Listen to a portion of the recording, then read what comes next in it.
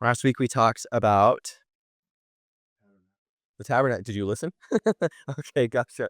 There we go. So yeah, so the kind of funny word tabernacle, it means in the Hebrew word is mishkan. Okay, what does it mean? Who remembers? The dwelling place. It means the dwelling of God within the congregation of the people. So it's this ritual tent, and I remember I did this drawing. If you guys remember, we also have slides about it. It's this ritual tent that is outlining sort of different elements of what it means for Israel via their high priest to enter back into the garden, enter back into the presence of the Most High. Okay, do you guys remember that? And then what else did we talk about? We talked about that. We talked about the Ten Commandments. We talked about the coming of God down onto Sinai. We talked about the royal vestments. Thoughts about the royal vestments of the so the clothing that the high priest wore and what that symbolized. Any insights into that? Questions, comments, concerns? Nothing? Yeah, I just had a question. Okay. So, yeah, I mean, you kind of touched on it in the video or meeting last week that, God said not to make any images and then told them to make images. Mm-hmm. So, What's up, Hunter? at surface level, it seems like a contradiction. Mm-hmm. So, yeah, I just, Mm-hmm. just want to throw that out there. Yeah, it's a great question. Yes. Yeah. So there's the element of the commandment, do not make an image of anything in heaven, on the earth, or under the earth, right? To bow down to. Okay, so there's that stipulation at the end there, to bow down to. But we talked about image quite a bit last week, about the meaning of image. We sort of recapped things from the first week, Genesis chapter 1. What is an image in the ancient worldview? What does that mean? Symbol? A symbol, okay. Yeah, good. Okay, so a symbol first and foremost, an image is a symbol. When the Bible in Genesis chapter 1 says God made man and woman in his own image, what does that mean? How does that relate? His likeness, okay.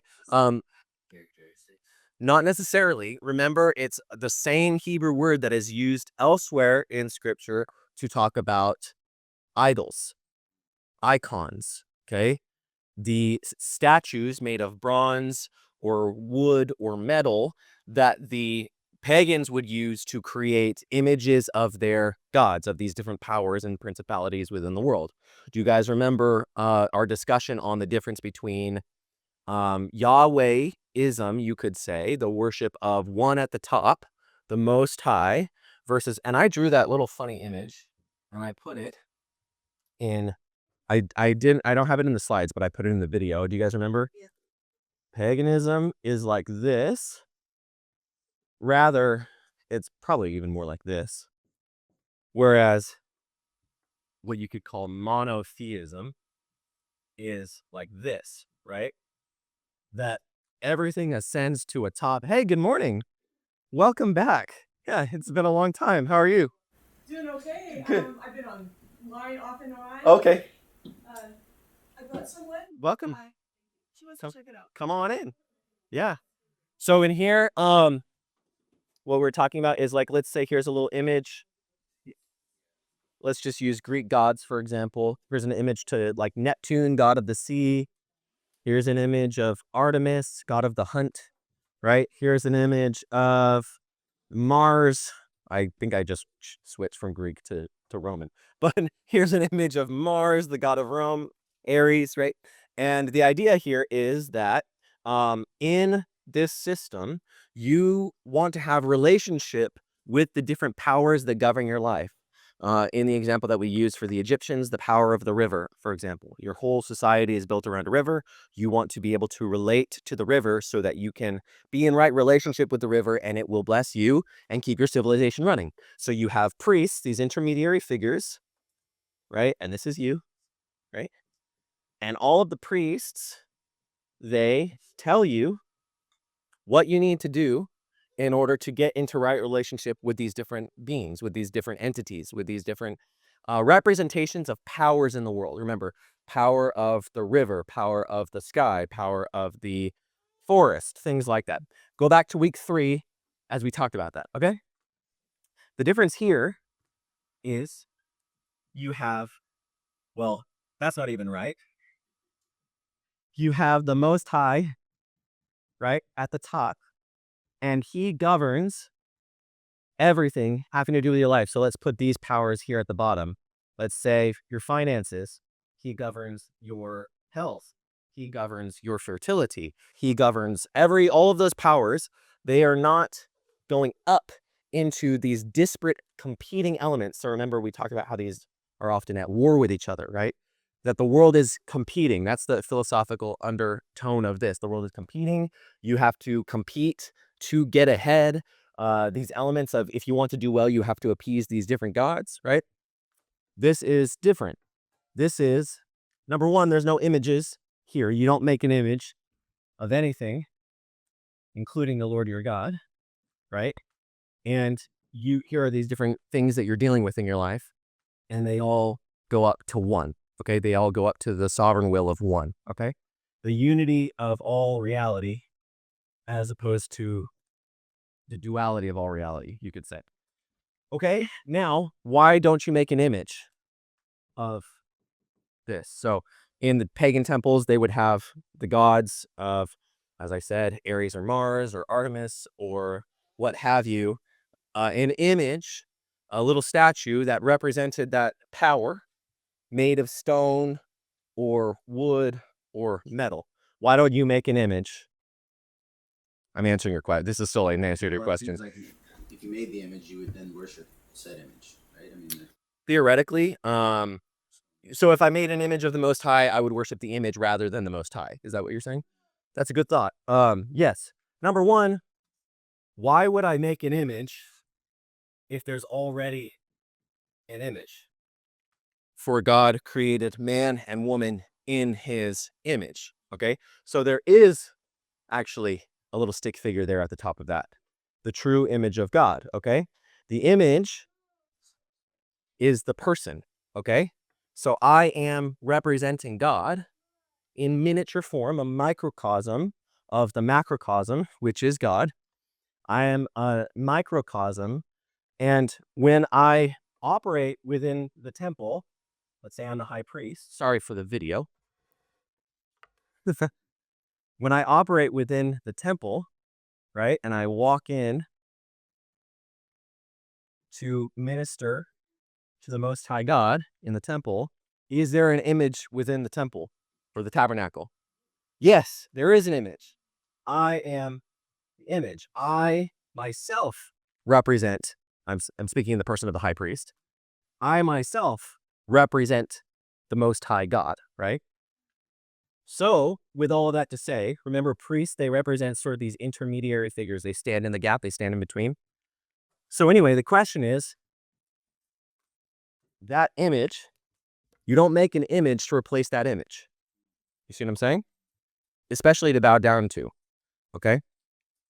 That's what the commandment is you don't make an image to bow down to. But yes, they do have these cherubim. So within the tabernacle, you have these winged creatures, these tetramorphs. We haven't talked about cherubim yet. When we get to Ezekiel, we will talk more about cherubim, okay? But these winged creatures that you find all over ancient Egypt, in art from ancient Egypt, that Israel would have been well aware of what these creatures are or what they are, what they represent. But they represent, most of all, guardians of sacred space, okay? So the point here is that these things that are being created, number one, they are pointing upward and towards something. In that, God commands to create these symbols of sacred space and these guardians. So outside of the Garden of Eden, it says a cherubim is placed, right?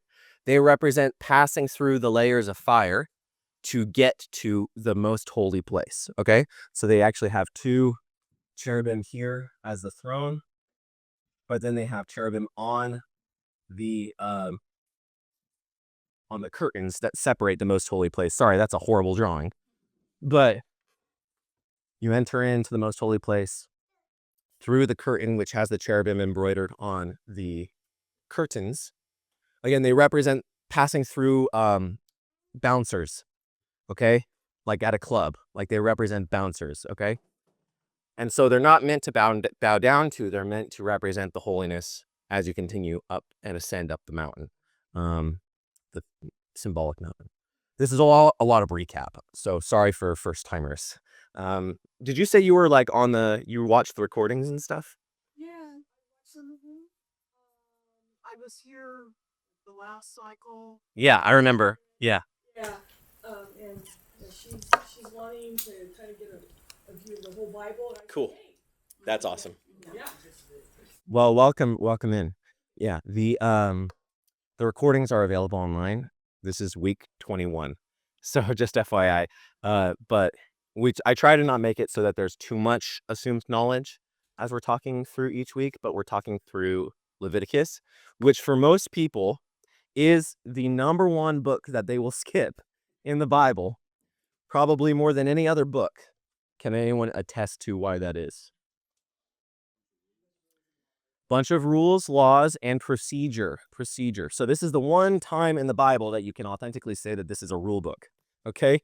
It's not a rule book per se, but when you're in Leviticus, it is describing procedure. It's describing protocol, okay?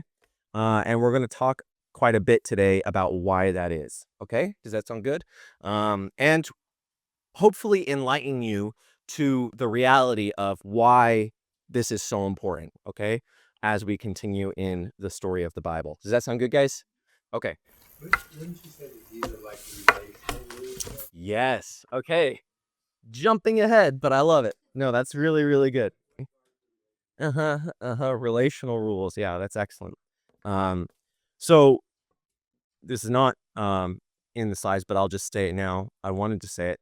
When you read things from Leviticus, it's called Leviticus because it's the sort of the operations of the tribe of Levi, the priestly tribe of Israel. So the tribe that is in charge of, again, standing in the gap between, holding hands between the people and the Most High God. It's called Leviticus because of that. And when you read it, you have to recognize that in this system, you had priests with their own rules, right? And what's crazy is that you would have to connect with all of those different priests with all of their different rules. There's this one story in the ancient Roman world of a priest who discovers, like, underneath the floorboards of a temple, all of these ancient, like, other rites for all of these, like, 200 more gods that they had not been servicing for like 40 something years or something like that. I don't remember how long it is. And he starts flipping out because he's like, this is what's wrong with us. We're displeasing the gods, right? We're not doing things right. We have all these rules that we left underneath the floorboards and we haven't been taking care of it. So it's kind of a crazy system, to be honest. Very archaic. And so that's what's very challenging for modern readers as they get through this part of the Bible, is we're talking about something that was ubiquitous within the ancient world, but is the opposite of ubiquitous in our world. Okay? At least not in a very self-evident way. We definitely have rituals, rules, regulations, procedures, protocols. I'll talk a little bit about that today. But the idea here is that if you don't follow the rules, operations, procedures rightly, something is going to be off. Something is going to be messed up, right? There's going to be something that's thrown out of whack. And I'm not talking Jewish or the Bible per se. I'm just talking generally within this sort of way of thinking about the world. And again, we have that. We have our own little rituals that if we don't have our coffee in the morning, if I don't wear my jersey, something's going on. Something's going wrong, you know? Anyway, okay. So at this point in the scripture, I've shown this many a time, but I'm going to show it again. At this point in the scripture, if you guys remember, we went through Genesis 1 to 11, the great prologue of the story of the Bible. It's sort of setting up all of the main conflicts, setting up the patterns and the processes by which we come to understand what's going to happen later on in scripture. Then we have this tales of the ancestors, the matriarchs and patriarchs of Israel, their family lineage and their family histories that sort of inform who are the people going to be, right? They're sort of identities, their quirks, the things that are off or right about them in their family stories, these ancestral tales. And then once that family becomes a nation. They're in slavery within Egypt, right? And God liberates them from their slavery in Egypt, takes them through the waters, and now they're at Mount Sinai, right? So just to reiterate, this is from last week, but we went through 3 fundamental images of what relationship what relationship with God looks like. Last week, as found so early in the Bible, right, in the book of Exodus, we're still very early, and that is slavery and bondage, being kept under the power of something that is hostile to you, right? That you live in a world of sin. You live in a world of oppression, that is spiritual oppression against the people of God, against the images of God. That all the way back in the garden, humanity was cast into, by their own choice, cast into a realm of slavery and bondage. But God, the creator, springs humanity out of that state. How does he do that? Via the shedding of the blood of a perfect lamb, which represents himself. Remember, the perfection, the spotlessness of the lamb represents the perfection and the spotlessness of God. That there's nothing evil about God. And when God gives his own life to the people as a covering, they are released from the bondage. Okay? That is the thing that springs them out and redeems them. Remember, redemption, there's a contemporary misunderstanding about redemption. You don't redeem yourself, someone redeems you. That is what redeem means. A payment was made for you, okay? And again, that gets into just every day. If you are caught up in a debt and I pay that for you, I've redeemed your debt, or I've redeemed your bail from prison, or things like that. And then after they are sprung from their slavery, they are led through the chaos waters. Remember, they go down into the realm of death and they come back out again as a new creation, a new people. This is the birth proper of the people of Israel. And remember how that relates to baptism, about going down into the waters, the primordial soup, all the way back in Genesis 1, right? Going down into the world of decreation. So now Genesis 1, the creation of the world, is happening for you again as you come back out, that God is creating a new thing in you, right? As you are released from the old world of slavery and bondage by the blood of an atoning lamb, right? And then you pass through the waters. And then they are brought to Mount Sinai, in which a covenant is made. A covenant, a barit, is the Hebrew word. In ancient cultures, a covenant was a formal alliance that bound the parties involved under a strict bond to carry out the terms of the covenant, or else suffer prescribed consequences. A covenant functioned much like legal contracts of today. So if I enter into a legal contract with someone, it's, this party does this party does this. If one side breaks that sort of agreement, there are these stipulations of what's going to happen, elements like that. So he's going to enter into a covenant with the people. He brought them out of slavery, and now he's giving them a covenant to enter into, right? God has entered into many covenants with his people already at this point in the Bible, and most of those covenants have had no stipulations on behalf of the party of the human to really have any bindingness to that, right? In fact, it's been quite the opposite. Like in the covenant, the Abrahamic covenant, God says, it's all on me. I'm going to carry this through. This is going to happen. You don't have to do anything, right? This covenant, however, is a covenant, the Sinai covenant is a covenant that involves something that the Israelites are to participate in order for the covenant to operate in its fullness, okay?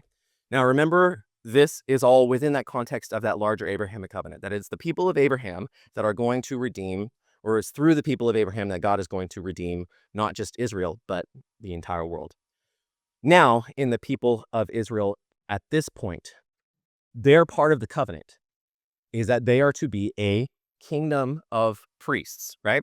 Remember, what is a priest? Can someone tell me what a priest is, according to what we said last week?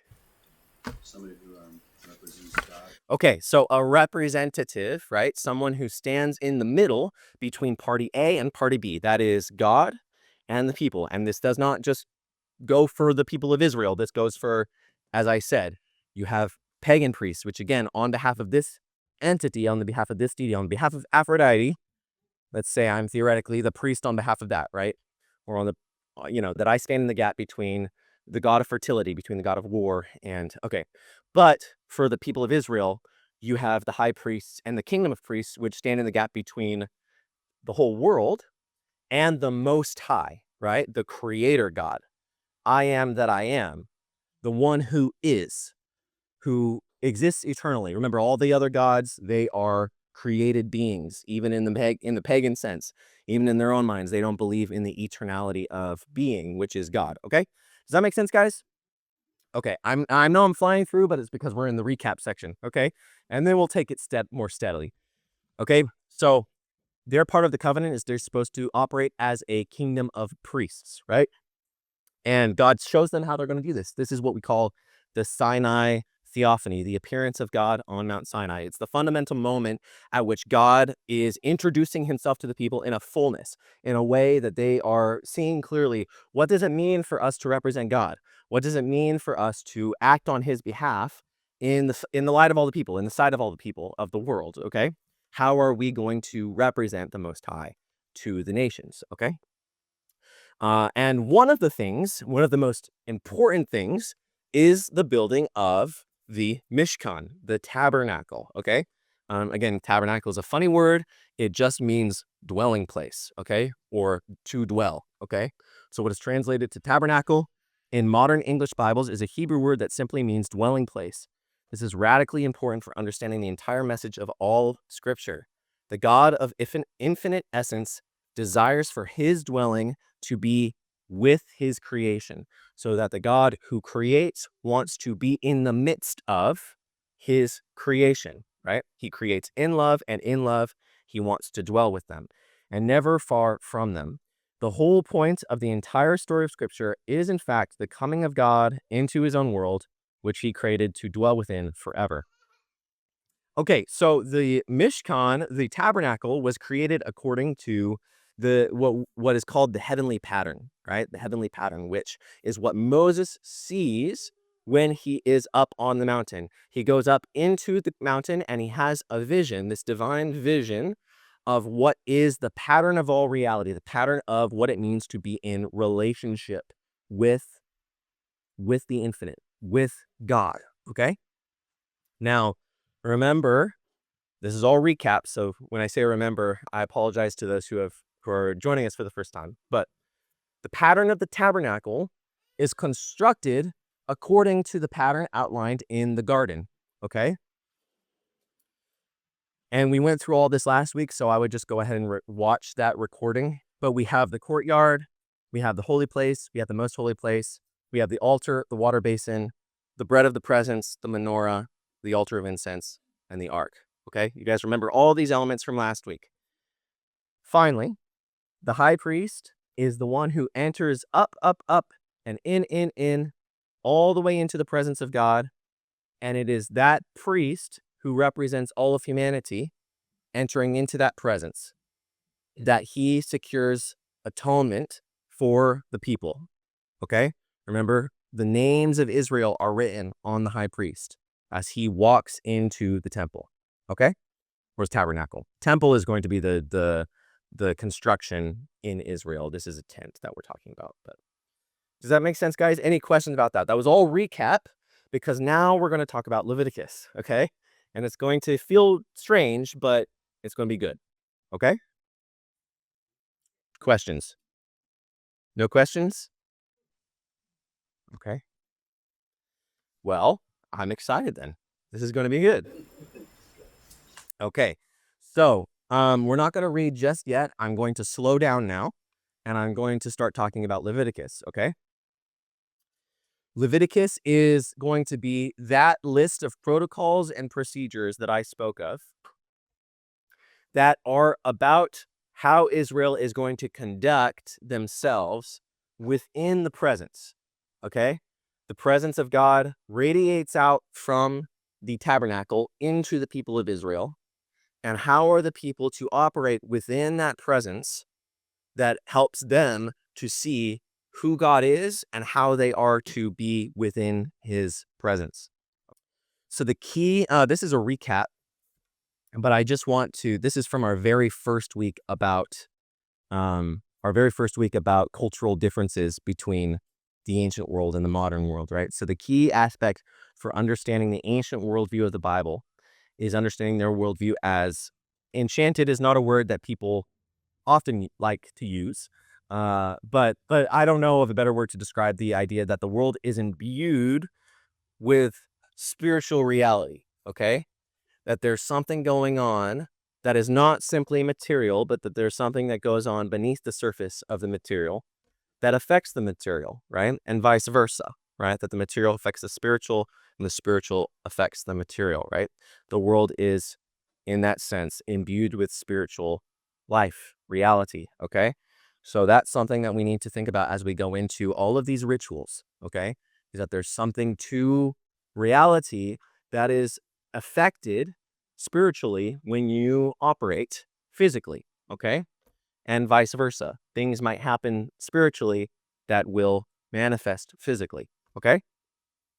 And then here's another slide from that very first week. Reading the Bible is an inherently cross-cultural experience. How familiar are we with the ancient symbols, metaphors, idioms, and understandings of the ancient world in order to read the Bible in its proper context? We need to get familiar. And no more is this true than in the book of Leviticus, okay? Getting familiar with, I mean, even this whole system is completely foreign to us that I was just describing, right? The idea that you have to, you think that for your well-being, you have to go to maybe a doctor, right? You think that for your well-being, you maybe have to go to a politician, right? But in the ancient world, another element of that is you have to go to the priest. So this is rarely more true than it is in the case of Leviticus. Leviticus is, I'm going to introduce to you what is probably not a new word, but might not be a word that you are all familiar with in its meaning. Leviticus is a book on liturgy. Liturgy. Who knows what liturgy is? Liturgy? You're going to say something? I mean, no, I don't have a definition. I know what I think of when I think of Well, let's hear it.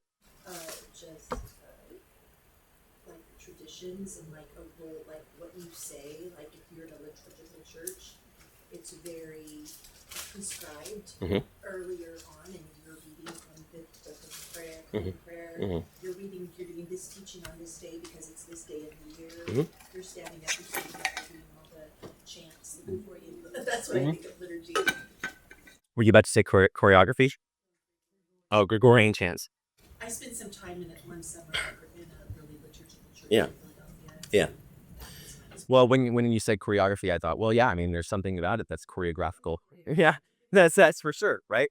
So what liturgy is liturgy is those protocols, procedures, and operations that are prescribed that sort of define how we do things and why we do them, okay? That's the simplest way that I could say it. So liturgy, the meaning of liturgy. Leviticus, first and foremost, has to do with outlining Israel's ancient liturgy, okay? Liturgy is the technical term referring to any formulaic ordering to ceremony, to ritual, to lifestyle, which is held common amongst a group of people for the observance of all within that group. For example, in modern church gatherings, including our own, no matter what the tradition, there's a liturgy.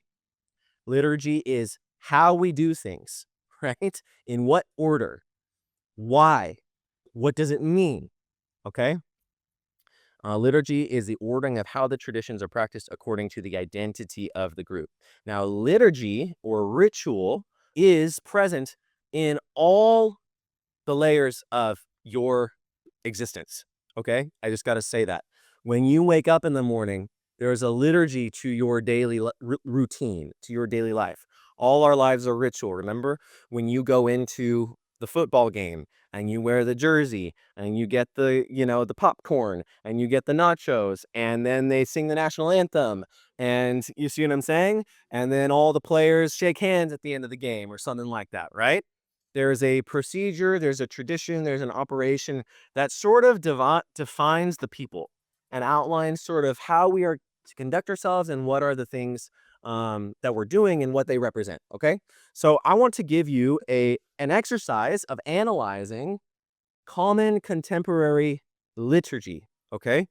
That all of you are familiar with, and I know that you're familiar with it, okay? Are you ready? Common contemporary liturgy. When a man and a woman, so imagine that this is in the Bible, being written by the biblical author, like it's in the language of the Bible or something like that.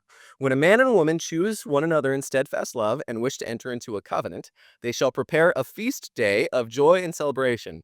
On that day they shall rise early, wash themselves with care, and anoint their faces with oil and fragrance. Their attendants shall go ahead and prepare the place of ceremony.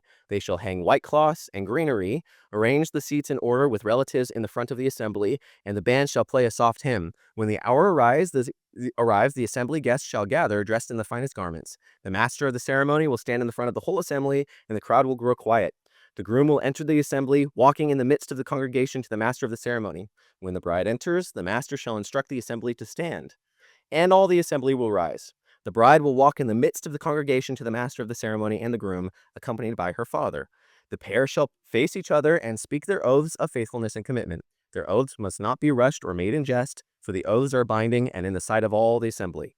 Then they will exchange rings, symbols of an unending bond, round without beginning or end, as love is. The master of the ceremony shall bless them and bid the groom to kiss the bride as their covenant is sealed.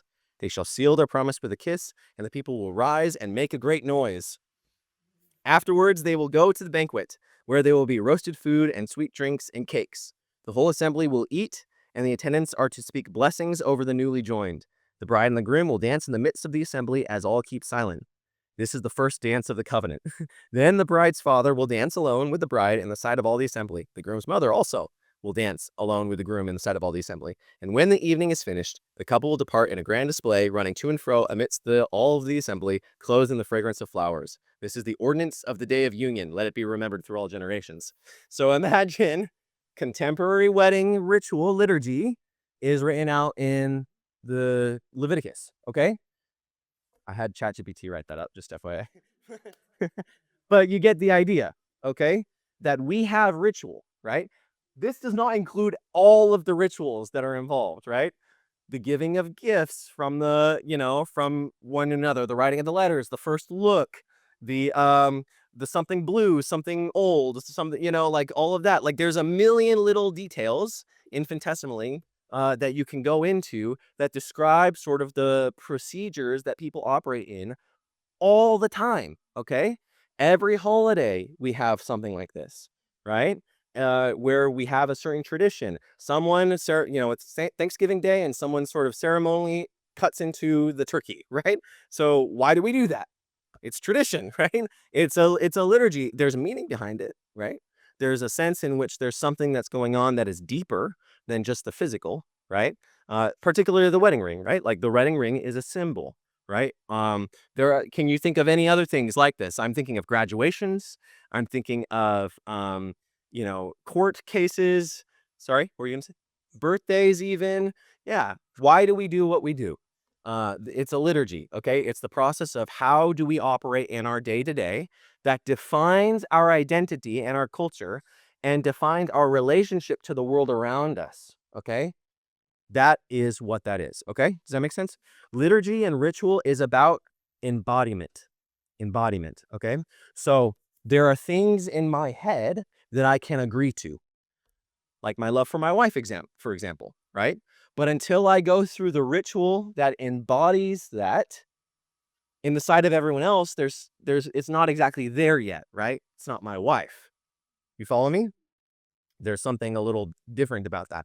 Or let's say my birthday was on Friday, right? And if I did nothing to celebrate my birthday, then it's almost like it's just another day, right? I have to embody that in order to bring about the underlying spiritual reality of that day. The underlying spiritual reality of that day is the significance of it being the day of my birth, but now I'm embodying that reality, right? Now, again, in modern worship services, you understand this to be true. When you embody your worship, the raising of hands, the kneeling, the praying and closing your eyes, all these things that we do in contemporary culture, it's about embody. So ritual, no matter what the subject, is about operating in embodied relationship with whatever the ritual is in reference to. Okay? So wearing the jersey at a football game is a perfect example of that. Why would you wear a jersey to a football game, right? You could be the biggest fan of that football team, right? But unless you wear the jersey, you're not really embodying, or wear the hat, it's not coming to the surface. You see what I'm saying? Whatever is going on underneath here is not coming to the surface until it is manifest in your body. Okay? Does that make sense? Okay. So when we talk about Leviticus, when we talk about the ancient way which God prescribed that this is how you are to embody your relationship to me as a kingdom of priests, right? As representing me on behalf of the whole world, here's the way that you do that. Imagine prescribed in this sense, right? That you're going to perform all these ceremonies, all these rituals, and in some way or another, there's going to be something represented deep in your embodiment, right? And here's the reason why. When you act things out, that deeply carves into your identity, okay? That is imagine erosion, like water carving a canyon, okay? That is what ritual, and again, not speaking even religiously here, I'm talking about anything that we do in a repeated fashion that somehow speaks to our identity. It defines us. It cuts into our identity and changes sort of our nature and our shape, okay? And this is what God is giving to Israel, a prescribed set of understandings of you operate in these rituals, in these liturgies, and it will continue to shape you into a people that is going to be able to understand, hopefully, the whole story through what we're doing here, okay, together. Does that make sense, guys? Questions, comments, concerns? No? Is it hot in here? Yeah. Let's kick on the air. Bob, would you be able to get it? Thank you. I will say this, it reminds me of what they're learning about what we learned about brain science and about how neural pathways are created through your habits. Neural pathways. That's sort of what I mean by being carved. Yeah. Yeah. So the question is, Israel is to be a kingdom of priests and a holy nation. How is God shaping them through these processes, right?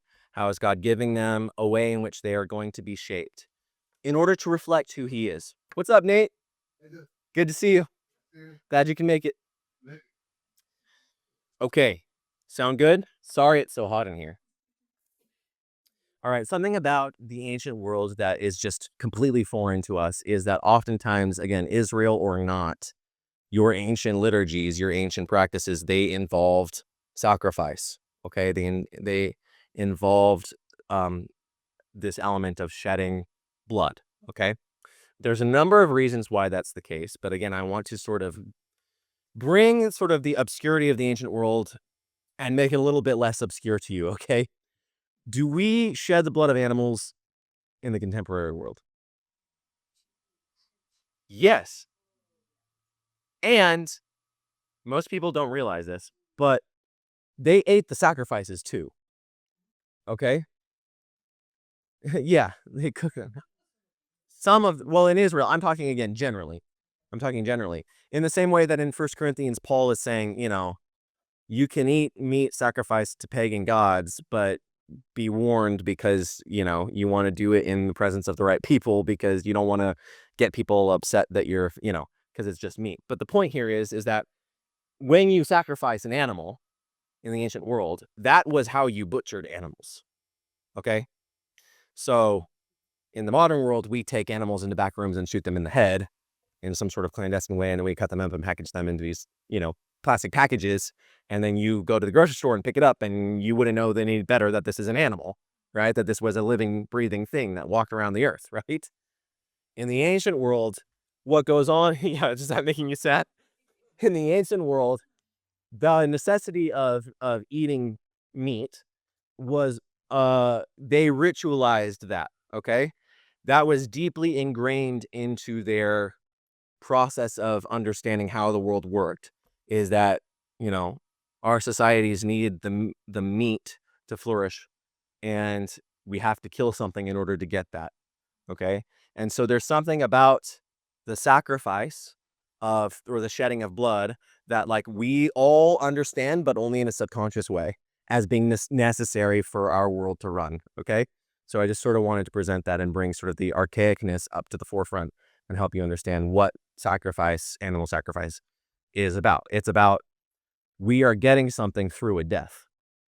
Something is coming to benefit us, but through the death of something else. Okay. And I feel like I don't really need to say it out loud, but I'm going to say it out loud. Of course, this is the entire story of the Bible, is that every time an animal is sacrificed, it's ultimately pointing to a greater sacrifice, a more ultimate and final sacrifice, which is the sacrifice of God, that God gives his own life on behalf of people who do not deserve it, right? So you see what I'm saying? That every time you eat an animal, you can think about it that way. You really can. That God has given you life, that there has been a shedding of blood on your behalf. And anyway, so that's sort of an aside. Yep. This is part of liturgy. Mm-hmm. I mean, it's a part of the order, the sacrifice. But I was just thinking that we're made for this. Mm. Ancient cultures had liturgies for their own, Yeah.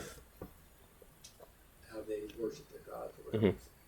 It's like, so that to me, it's another evidence of this is the way mankind is made. It's ubiquitous through the world. Yeah. Yeah. We're made for this, and so God is just basically saying, here's how it really is, and it makes me think that there's got to be something reflected about heaven. Yeah.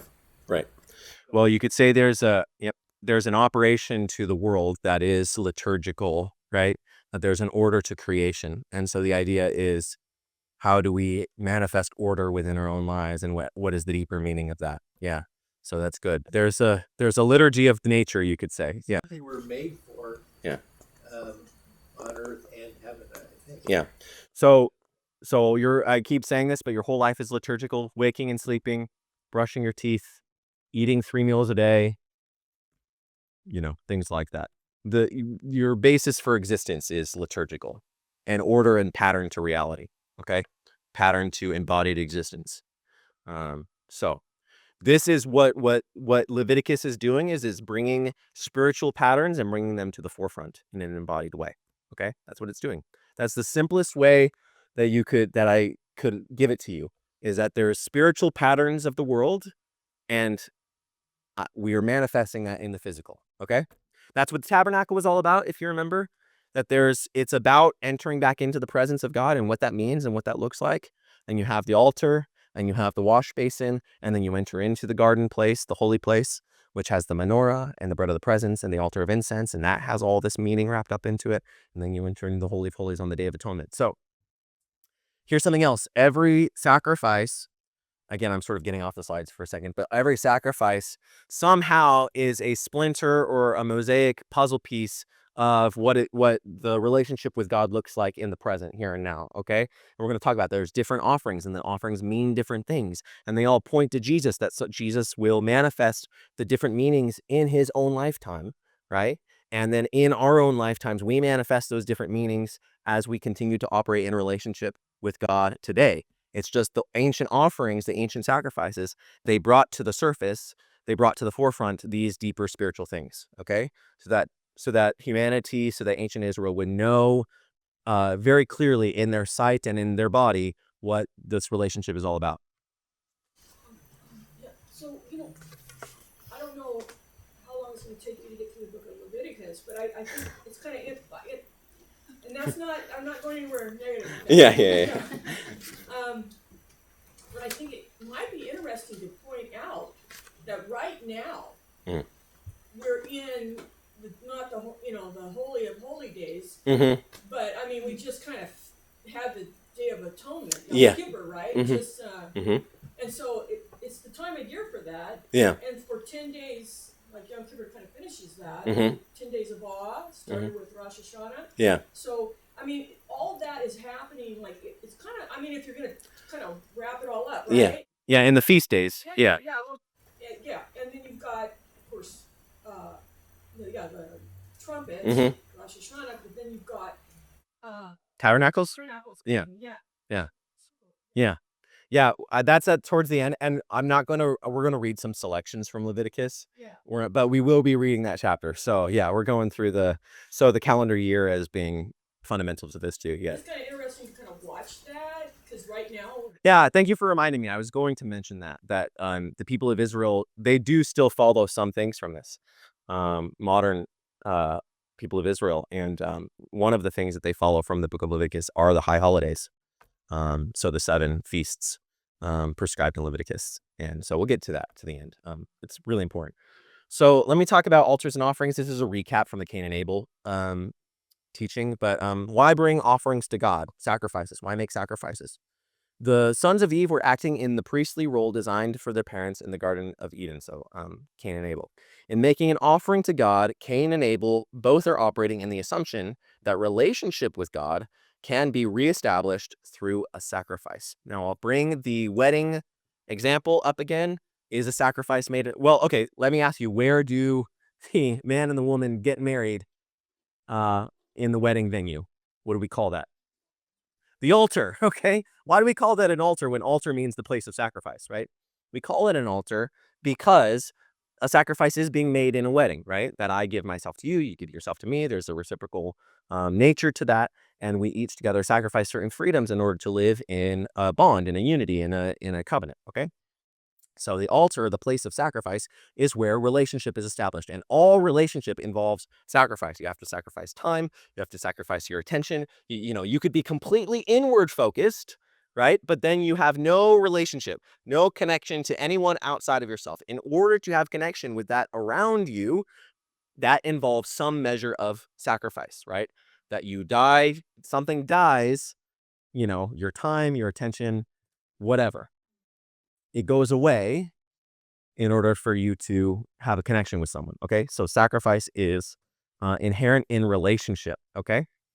Now, the different sacrifices, they have different aspects that relate to God. There are different elements of the sacrifices. So let's actually open up now to Leviticus chapter 1, and we will start reading some of these prescribed laws.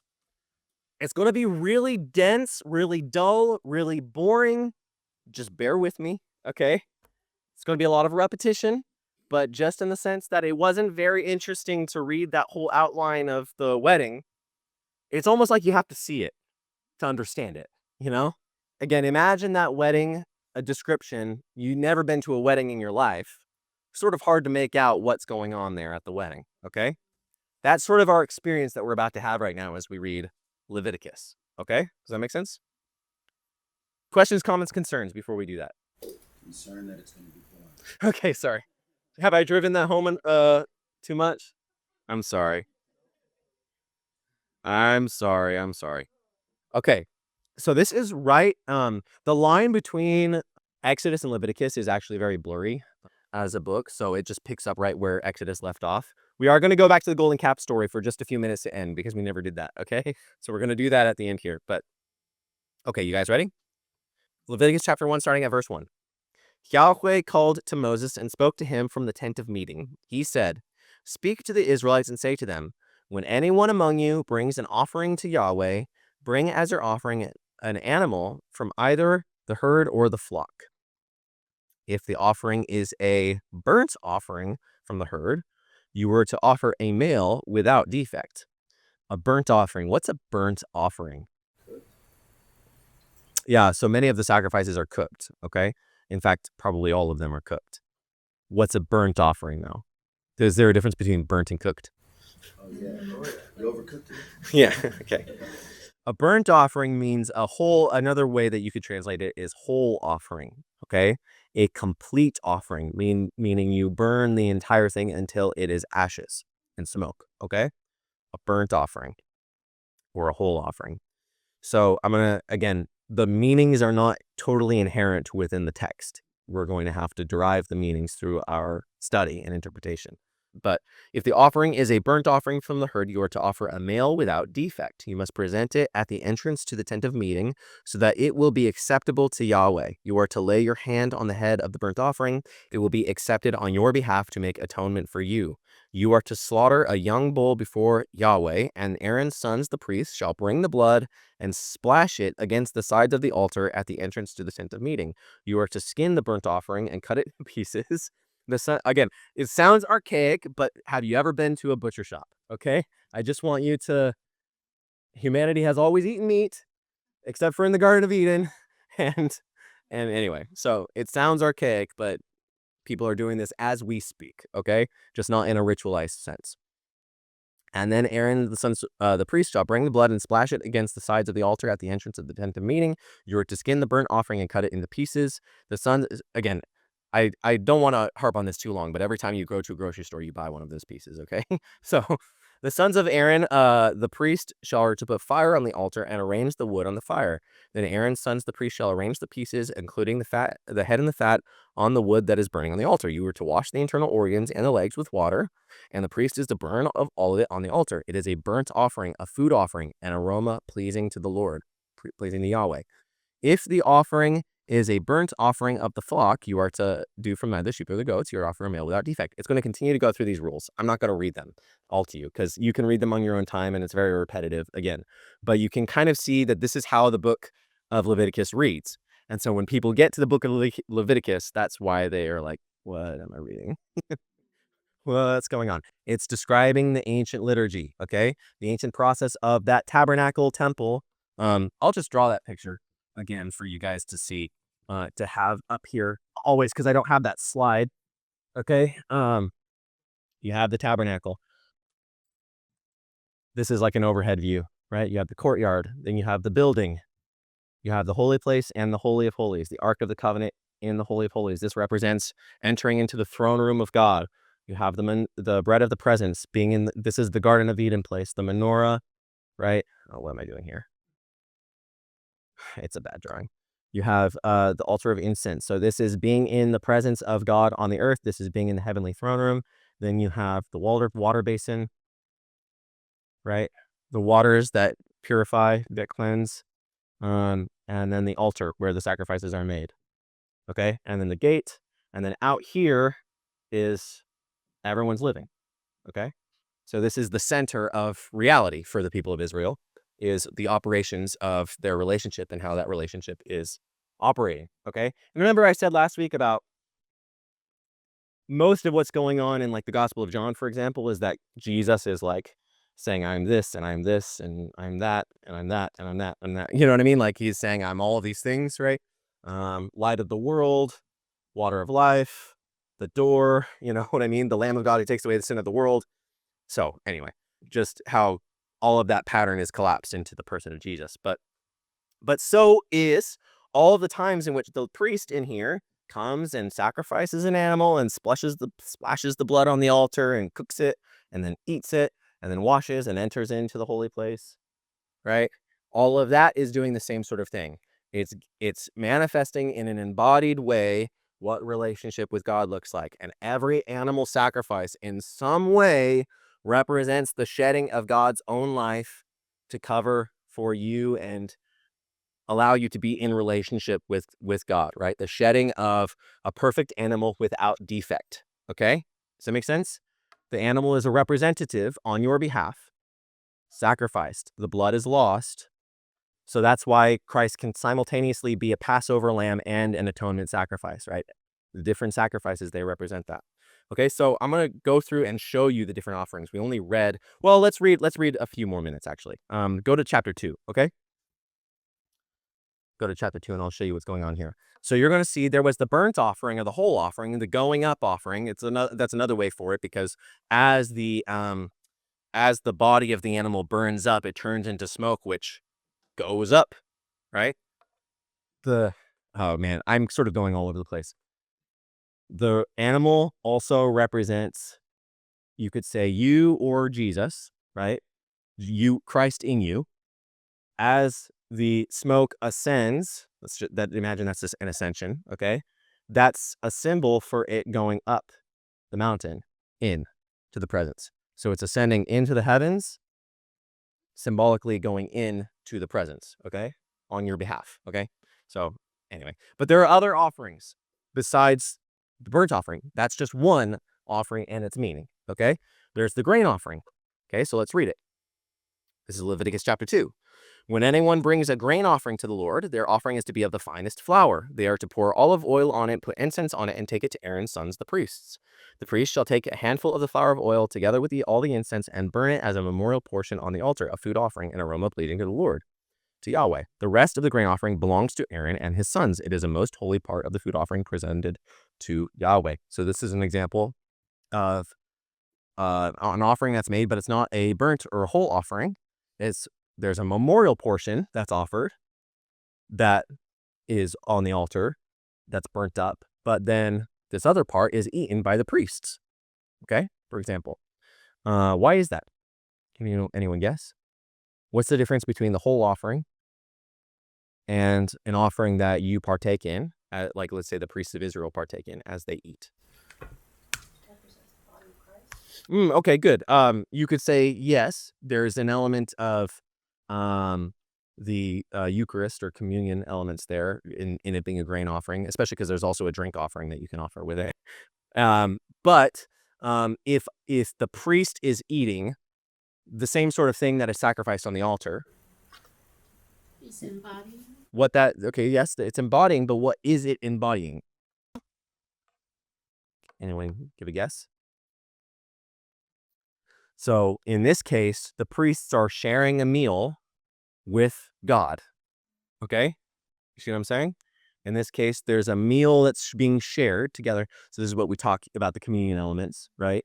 Communion meaning we come into communion with each other, we come into communion with God, right? So that's what is called a thanksgiving offering, a grain offering. And then same thing with the drink offering. So I'm giving you that as an example, and I'm going to continue to talk through the different offerings. We're not going to read all of them, okay? But here, let me show you. There's 5 essential categories of offerings that are presented in Leviticus, okay? 5 main categories. Number 1, the whole offering, which we read about in chapter 1. The going up offering represents complete surrender. Complete surrender. So the idea here is that whatever I'm offering up, I'm not offering up as a thing that I am partaking in or anyone on earth is partaking in. It is a complete surrender, a complete offering up. Now, Jesus is, his sacrifice is a whole offering, right? A complete offering up, a complete surrender. That it almost seems that there's no good that comes from it that you can see, right? It's because again, with these other sacrifices, if you partake in them, you can kind of see the benefit. A whole offering is a complete surrender. Okay. A grain offering. The grain and the drink offerings represent gratitude. That's why they're called thanksgiving offerings. Okay. Gratitude. So the idea here is that I am offering up a meal and sharing in a meal. Okay. That I am now operating within relationship. Okay. So if I buy a meal for you, right? That's like a moment at which I'm like thanking you, for example, for something, or I'm being hospitable to you, and we're sharing in relationship together. I'm not using that as a one-to-one example. Obviously, we don't need to be hospitable to God per se. The idea here is that God has given you everything in the whole offering, right? He completely surrendered himself, or is completely surrendering himself, and so now you offer grain offerings, thanksgiving offerings, okay? Does that make sense? Then there's peace offerings. These are the offerings that are made when you are in relationship with other people. Okay? The peace offerings. The peace offerings they're elements they represent the ongoing relationships with God and others. So you sometimes would make a peace offering if you are taking an oath, if you are entering into a covenant with someone, things like that. So you could say the whole offering is about entering into relationship with God, right? The grain offering is about thanking God for his salvation. The peace offering is about now I'm operating within relationship with God and neighbor. Okay? Does that make sense? These are all optional. Okay? These 2 are not optional within the prescribed laws of Israel. That is the purification offering.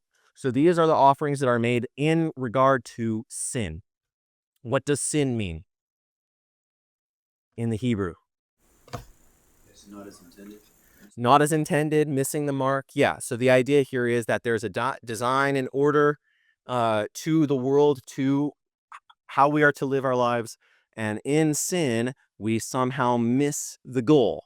We miss what we were made for, okay? So the idea for the purification offering is that in all of the ways in which I have missed the mark in my life, in a way that I did not really intentionally do that, I'm going to offer a purification to say I'm sorry, okay? To say that I am recognizing the damage that might have done, okay? Or the damage that does inherently, that if I'm not operating within my design and purpose, something went wrong, okay? So I offer up an offering. And then there's the reparation, or sometimes called the guilt offering. That's when I have intentionally done wrong, and I recognize that, and I want to reconcile back to God, okay? That's the reparation offering, okay? So those are the different kinds of offerings. Now, especially in these ones involving the shedding of blood, what's significant about that? We talked about how every offering in some way is representing a present day relationship with Christ, whose blood covers and represents all of those offerings, okay? So remember that these, going back to the liturgy, all of these elements of the offerings, they all represent sort of a different piece of the puzzle of what it means to be in a relationship with God. So you could say, even in the present, I offer a thanksgiving offering to God.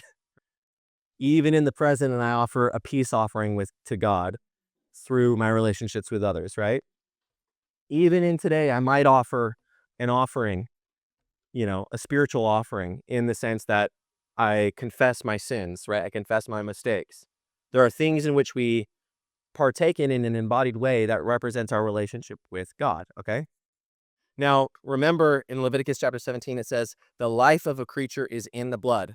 Remember that the shedding of the blood always has this inherent meaning that blood is that which is given to humanity, that represents God's life that is given to humanity, okay? That the blood is God's life, which covers the sin and allows humanity to be in relationship, allows Israel to be in relationship. It's God's own life as represented in his blood, okay? Does that make sense? I know it's very complicated, but this is like one of the most challenging weeks of this entire study, okay? Does that make sense, guys?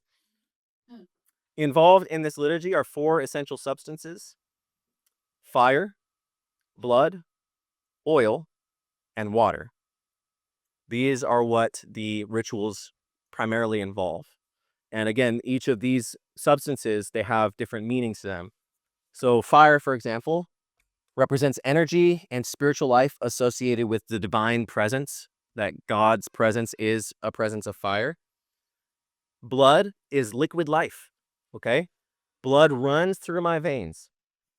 It is the thing that keeps my body going.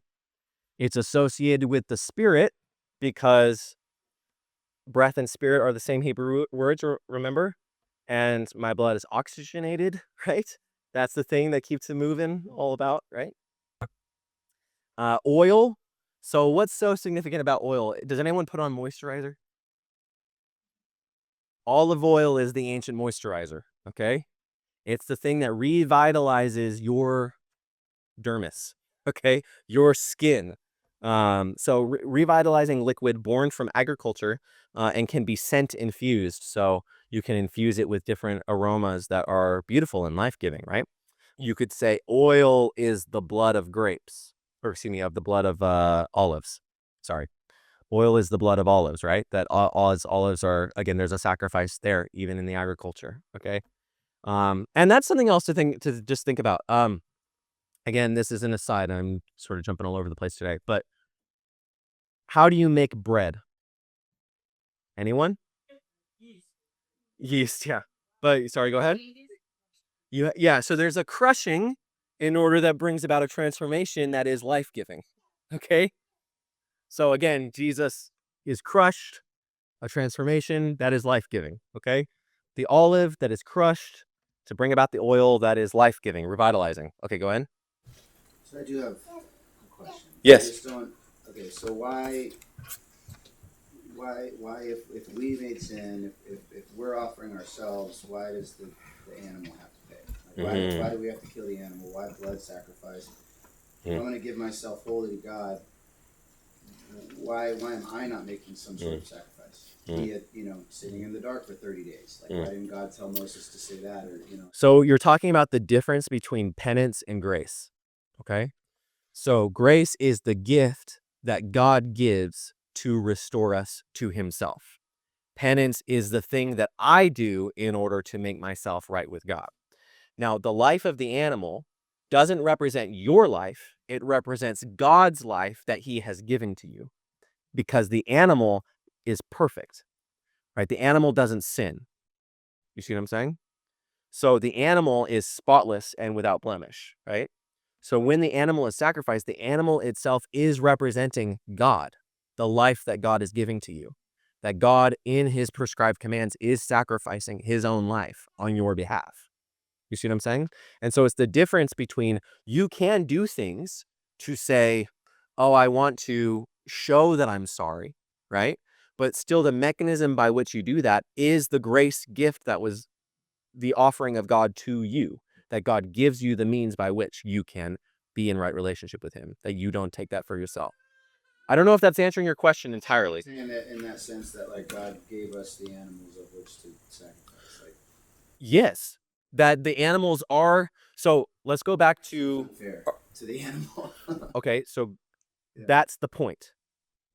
It's unfair that God had to die on our behalf.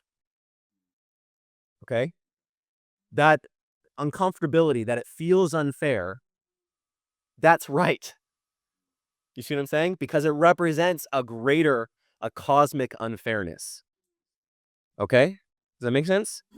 Doesn't it go back to the penalty for sin is death? Yeah, the penalty for sin is death, but God is making way that they don't have to die. Right? That you deserve death because you've gone away from the way in which you are to be in the world, right? That you have messed something up, right?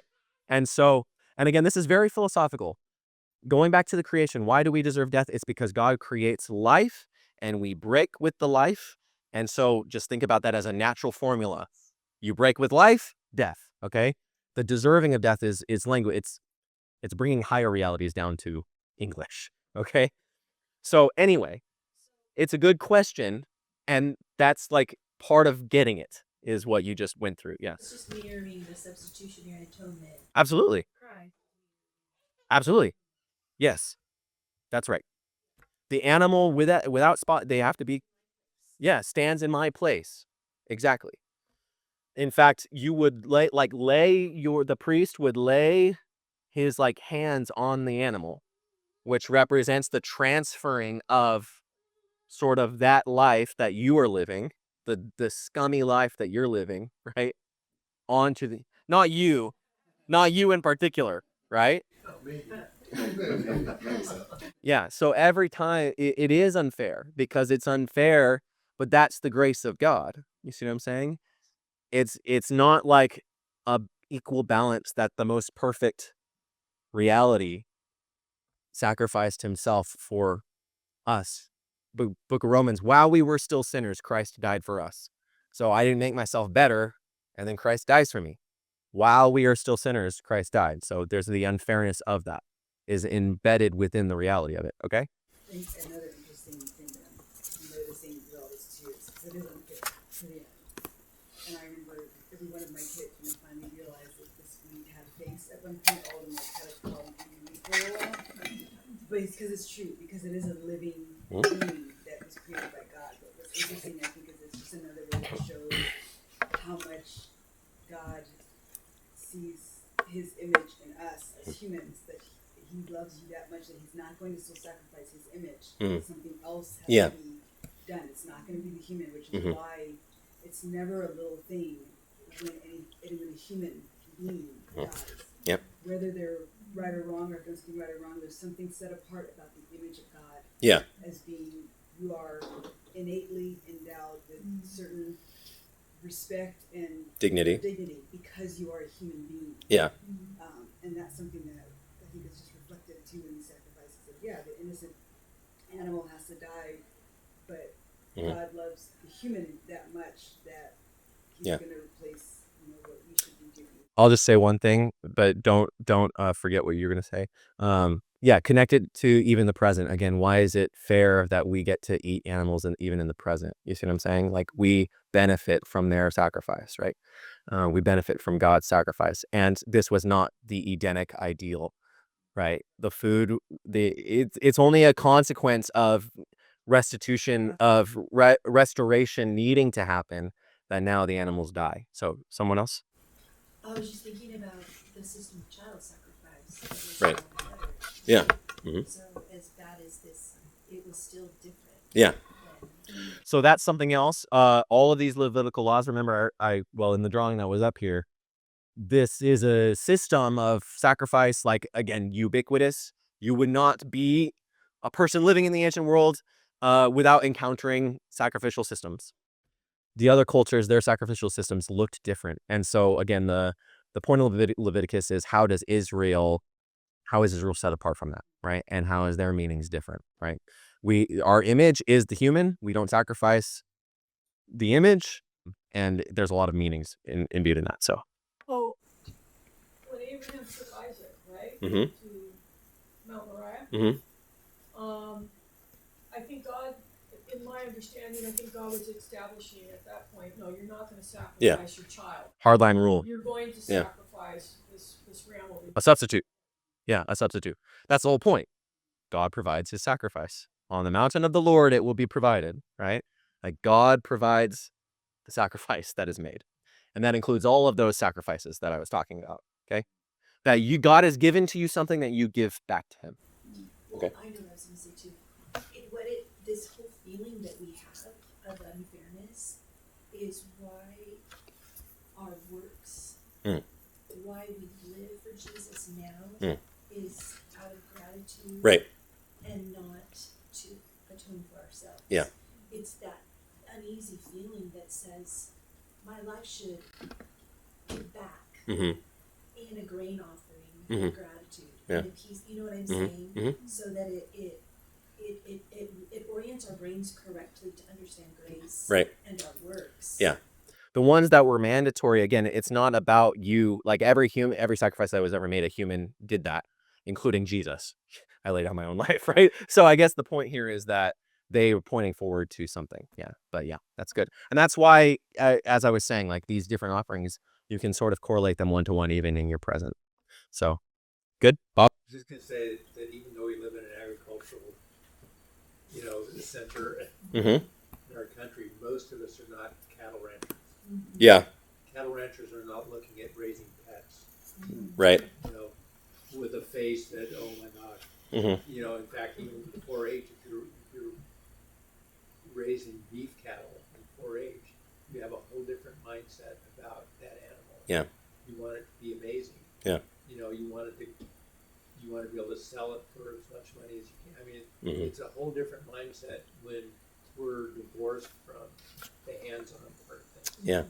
I saw this as well in my healthcare experience and working with the dying, is that a large number of people in our culture have not experienced a death until their 40s. Wow.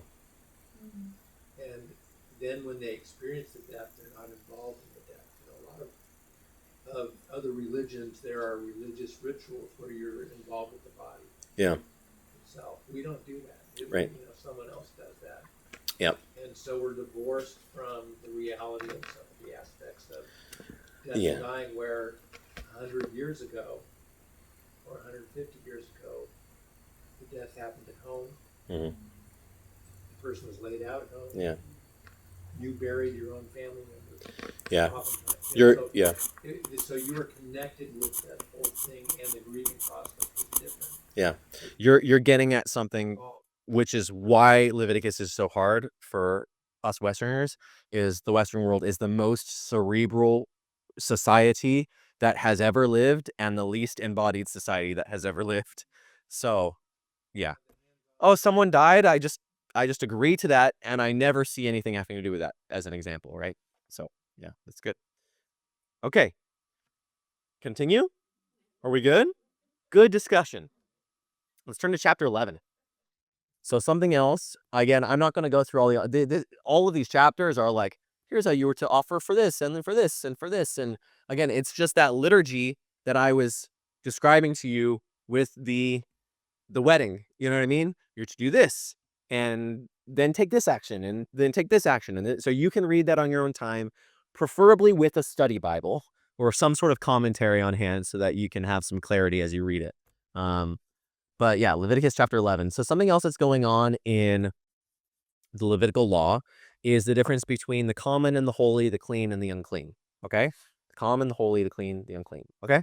So let's go ahead and read that. The Lord Yahweh said to Moses and Aaron, say to the Israelites, of all the animals that live on the land, these are the ones you may eat. You may eat any animal that has a divided hoof and that chews the cud. There are some that only chew the cud or only have a divided hoof, but you must not eat them. The camel, though it chews the cud, it does not have a divided hoof. It is ceremonially unclean for you. Ceremonially unclean for you. The hyrax, though it chews the cud, does not have a divided hoof. It is unclean for you. The rabbit, though it chews the cud, does not have a divided hoof. It is unclean. The pig, though it has a divided hoof, does not chew the cud. It is unclean. Do you eat bacon? Yeah, figured. Okay. Yeah. All right. Yeah. Well, You- just kind of, I don't know, Yeah. but something went wrong, I think, with the pig. Okay, gotcha. And even when you read stuff now about like what's going on genetically with pigs, Uh-huh. it's kind of like, Yeah, I'll stay away. God knew better. I don't know. We have a Jewish person in our residence, so yeah. So Messianic, yeah, that's what I mean. Messianic Jew. Yeah, there we go. Okay, so you get the ideas. Okay, so we don't need to read through everything. What does chew the cud mean? Yeah, grass, yeah. Yeah. So you are to distinguish, this comes later on, we didn't get to it. You are to distinguish between the holy and the common, between the impure and the pure, and you are to teach the people of Israel all the statutes that Yahweh has spoken to them through Moses. So the holy and the common, right, is another, it's sort of similar to just saying pure and impure, right? So Levitical law is about symbolizing holiness through ritual purity. Symbolizing holiness through ritual purity. So to be a kingdom of priests, we go through all these liturgies of these sacrifices. We also, in our lifestyle, represent things about God and his nature. Okay? So why the animal differences? We're going to get into that. But what does holy mean? It's one of these religious terms that is loaded. We don't really understand what it means in its original context. What does holy mean? Set apart, different. So you are to distinguish between the set apart and the common. The different thing, the set apart thing, and the everyday thing. Okay? Why is that? Because God is holy. Creator-creature distinction. Okay? The creation is that which is perishable, which begins to exist, which is finite. It has a finitude to it. It goes away after time, right? Things in creation, they perish. God is eternal, creator, eternal essence, eternal being, eternal life, eternal light. God is holy, okay? In the story of the Bible, the first time God's holiness is introduced is in the story of the burning bush, where the divine name, I am, that I am, is revealed. Remember, I am means I'm the one who exists. Non-contingently, okay? I don't rely on anything for my existence. I exist. The word that identifies the nature of Israel's ancestral God. I keep having that typo. I need to change it. The Hebrew word for holy means separated, set apart, completely, and wholly other than anything that you would encounter in creation. Okay? Remember the God who brings about all being, all thought, all love, all life, all energy, all mind, all order, all universe is the same God who brought light out of darkness, land out of sea, garden out of desert. This is the difference between the holy and the common, okay? In a more fundamental foundational sense, okay? So in your lifestyles, you are to model what it means to have set apartness. Okay, does that make sense? That something is about life, not about death. Even though, ironically, you're eating something, you're eating a living thing, but still, even in that operation of your lifestyle, how are you modeling God's holiness, that which brings light out of darkness? Okay, and this goes into the difference between good and evil, tov and ra, the Hebrew words. Remember that good has to do with life, ra has to do with death, decay, decomposition. Okay, and remember that we are to know, not by our own will of taking the fruit of the tree of the knowledge of good and evil, but God is to grant us knowledge of Tov and Ra. This is the same sort of thing as separating between the holy and the common, okay? So to wrap all of these slides up, what the Levitical laws prioritize in this passage in particular is a clear operative distinction between the common and the holy, between the clean and the unclean. If God is going to dwell with the people in the tabernacle, Israel needs to obviously recognize what it is exactly about God's nature that makes him who he is, and therefore makes them who they are in their lifestyle as a kingdom of priests. If the holiness of God's nature has everything to do with life, then the common has everything to do with the rule of death and decay in the world. Okay, so that's the distinction. The animals that are being described, they have to do with some sort of shalom, some sort of peace, okay? Some sort of clear order and peace, whereas the animals that you are to not to eat, they're kind of obscure and they're predators, okay? So let's go ahead and break this down, but I'm going to read a quote first. This is from Robert Alter, a Hebrew scholar. There's a single verb that focuses the major things, major themes of Leviticus. Divide. In the Hebrew, it's hivdil. That verb, of course, stands at the beginning of the priestly story of creation. And God saw the light, and that it was good. And God divided light from darkness. God made the vault, the dome, and it divided the water from beneath the vault from the water above the vault. And so it was. In this vision of cosmology, the condition before the world was called into being. The condition before the world was called into being was a chaotic interfusion of disparate elements. Tohu vabohu is what a void of chaos, right? Welter and waste. What enables existence and provides a framework for the development of human nature is conceived of in God's image, and of human civilization is a process of division and insulation. Light from darkness, day from night, upper waters from lower waters, dry land from the water from the latter. That same process is repeatedly manifested in the ritual, sexual, and dietary laws of Leviticus. So here's what you are to do, and here's what you are to not do, right? What you are to do represents life. What you are to not do represents some sort of rule of decay, rule of death, okay? Rule of disorder, rule of the chaotic realm of before. It seems arbitrary, and that's sort of because, in some ways it is, because the point of it is the symbol of, in your lifestyle, you're about life, not about death. So let's just go through the differences between the clean and clean animals. The clean animals that you can eat are always ruminants, meaning they are grazing animals.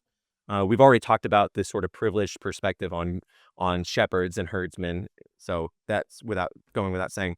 Clean water creatures are always scaled fish, the dominant population of the waters. Clean sky creatures were never birds of prey, always herbivores. Okay, so you can kind of see that these are still sort of the main food groups that we eat today. Not a lot of us eat lizard, okay? Not a lot of us eat snakes or jackrabbits or things like that. So unclean land creatures defy categorization and commonly consume blood, right? So to eat an animal that consumes blood, even when humanity is to, when the people of Israel eat meat, they are supposed to drain it of all the blood, right? The blood represents the life, right? And so there's something sort of what is the word? Barbaric about consuming blood in the Levitical mindset, okay? Unclean water creatures also in their own way defy categorization and are either blobs, have shells, or have tentacles, right? So they're weird creatures, right? Unclean sky creatures are birds of prey and ate blood, okay? So, and again, this is sort of the reason for these differences is to insulate Israel as the kingdom of priests, right? In their lifestyle, that they are to be set apart and different. And you would ask the question, why are they set apart and different? It's because in our eating, in our sleeping, in whatever we're doing, we are representing the holiness and the set apartness of God. Now, who here has read the book of Acts? When you get to the book of Acts, again, there's an arbitrariness only insofar as God, when the people of Israel when the nations are being grafted into the people of God, God says, do not call unclean what I have made clean. Okay? What God has made clean, you shall not call regard as common. So this is all the way toward the back end of the Bible. But remember, after the atonement work of Jesus, after all of these things come into their fruition, Peter has this great vision. And it says in the sail there, this is in his vision, he saw every kind of creature on the earth. And then he heard a voice, get up, Peter, kill and eat. Certainly not, Master, said Peter. I have never eaten anything common or unclean. So I have been set apart. I have been consecrated my entire life. I have, in my dietary lifestyle, I've eaten kosher always. And he says, do not, what God has made clean, do not regard as common. Okay? So the idea here is, what that represents ultimately in the story of the Bible is Peter understands the nations are being brought into the people of God now, right? The set apartness of Israel at the beginning is now opening up to the nations. I know that there's a lot going on there that we're going to have to follow up on when we get there. So we'll get there when we get there. But any questions about that? No, but this is really good news. Yeah, okay, there we go. Explain why. Baby back ribs and You look puzzled, Daniel, so I want to hear from you. Yeah, so what are you saying with this one? Are you saying that now, like, pigs are fine to eat? Is that what you're saying? Well, do you eat bacon? Well, I eat bacon. Yeah. I'll eat a rabbit, too. Yeah. Yeah, well, and I've been meaning to ask too, like, forgive me if I'm wrong, but doesn't later on Jesus, in regards to like wine, doesn't he say that like what goes into your mouth Doesn't make you Mhm. unclean, but what comes out of your mouth. So then same thing. Exactly. So this is why I was saying it can seem arbitrary. I'm saying the main point of it is to set the people of Israel apart in their lifestyle. Food is, especially in the ancient world, is the defining feature of lifestyle, right? And so Israel is to be holy as I am holy. That's also in that chapter that we did not read. You shall be holy as I am holy. So therefore, in your lifestyle, you're putting these restrictions around your lifestyle, and food being a very, very predominant aspect of culture and lifestyle, this will define you as a people set apart, is your eating. And again, there are other things about diet that people prefer not to, you know what I mean? If you're going to operate, and I'll let you speak for yourself, so I don't want to, but I would say, if you're going to operate with certain customs from Leviticus, that's perfectly fine. But you should recognize, number one, that you don't have to. Okay. Number two, I mean, yeah, I'll let you speak for yourself, but especially as a Gentile, you don't have to. Okay. So. It's just a choice. My background is, I think somebody down there was saying they were in medical. Mhm. So my background is medical microbiology. So one of the things about the life in the blood, one of the biggest carriers of disease that it can culture in very, very well is blood, right? So animals that consume the blood can possibly pass on disease more readily. Yeah. So I thought Ra is, by the way, the Egyptian head god, sun god, creator of life, blah, blah, blah. So it's kind of interesting that is the word for evil. We talked all the way back in your first meeting. That is so funny. Okay. Yeah. And then the other thing is now we eat like, triple patty, bacon, avocado, cholesterol bomb hamburgers like every day, or maybe not every day. But back in those days, from what I understand, and even like when my mom was growing up, she'd be 90 at this point, if she were alive. But people did not eat meat constantly. Mhm. It was a special thing. Just think about the story of the prodigal son when they got the fattened calf for this very, very special thing. So, Yeah. And then of course, if you're talking beef, that was probably more rare than say chicken. Mhm. And yeah, and the whole thing with the cud, the cud, they usually have more than one stomach. They're regurgitating and they're re-chewing things. I'm not completely sure of all the Yeah. Mhm. but yeah. Yeah, the idea is, especially as the nations, what Gentile means is the nations. I'm not ethnically Jewish. I'm not ethnically Israel. And the point in the book of Acts is, God is saying this was something for a time to set Israel apart, but now as the people are being grafted in, now everyone is a kingdom of priests, right? So everything is being made holy. So it's kind of like a tabernacle. Yeah. Temporary. Yeah, tabernacle being temporary, same thing. Yep. Great. Yep. Great connection that you made there. Good? Okay, we're running out of time, guys. We got 30 more minutes, and I got a lot to get through. How's everyone feeling? I'm telling you, this is like one of the most challenging meetings of this entire study, okay? So, you're hungry? Eggs and bacon. Eggs and bacon. That's so funny. Oh my goodness. We're going to jump to Leviticus chapter 16. Leviticus chapter 16, okay? So, I'll go ahead and give you a little bit of a prelude to this. Who remembers all the way back to our first meeting, very, very first meeting, 20 meetings ago, about chiastic structure? One remembers. So two. Chiastic structure. So chiastic structure is a literary formula to create centrality around a main point of focus, okay? So that, and you have sort of mirrored images in the literature, right? In the front and the back ends, A, B, C, D, see how it's sort of ascending to a main point in the middle, like the center point?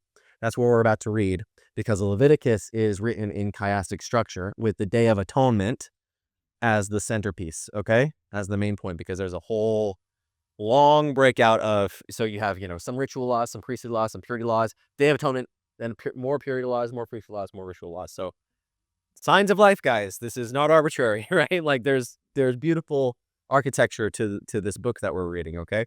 Even though it seems kind of weird. So let's read Leviticus chapter 16, the Day of Atonement, okay? So this is one of the high holidays of Israel, which we're going to talk a little bit more about the different feast days, because that's, again, part of the annual liturgy of what are the high holidays that Israel is celebrating that represents the relationship with God, with the tabernacle, with the offerings, with all these things, okay? So let's go.